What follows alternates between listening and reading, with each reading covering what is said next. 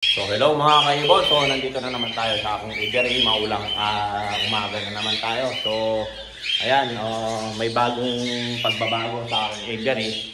Nilabas ko na po yung aking flight cage na malaki, yung 5234. Ayan, lahat po ng mga nandito ay nasa flight cage na naman. Clear na naman po, wala na tayong mga kalaban daga at regular na tayong naglalaso.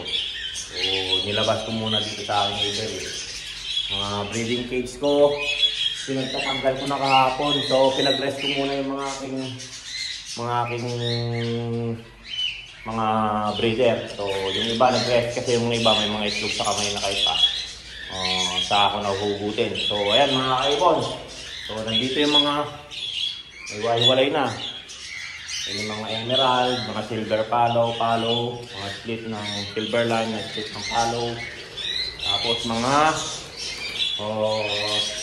mga crested na TCB, crossbred na rainbow material, mga palo, na crested, tufted. So yan mga kaibon, mga TCB halos karamihan dyan. At mga baggy.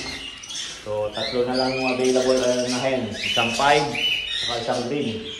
So yan, green series pareha. Yung mga iba kasi dyan, mga young pa. So hindi mo na pour out. Then mga silver palo, mga 5 yan. Then mga heavy pied line na palo, heavy pied line na 5, basic palo. So ayan mga kaibon, nandito na lahat.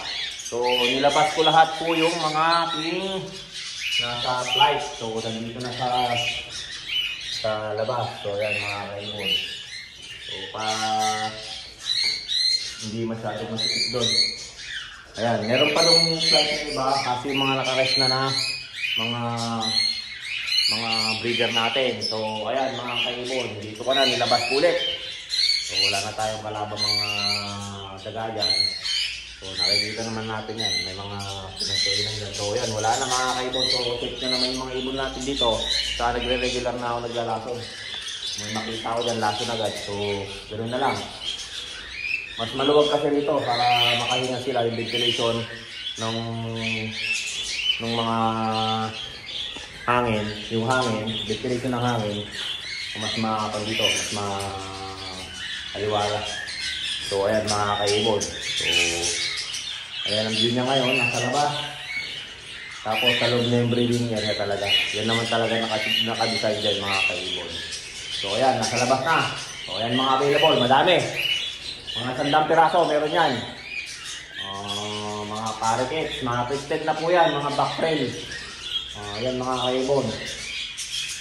Ayan mga silver palo. Ayan mga nandyan, mga silver line. Ang dami yan mga kaibon. Sa 100 na piraso na tail meron. Tapos mga 50 kit. So ayan mga kaibon. So ayan, don't forget to subscribe my YouTube channel, Warren Palakpak Kaibon. At ang aking Facebook page, Warren Palakpak Kaibon. At ang aking Facebook, Warren Palakpak Mr. Tigasin. So ayan mga kaibon, hanggang sa muli. Paalam.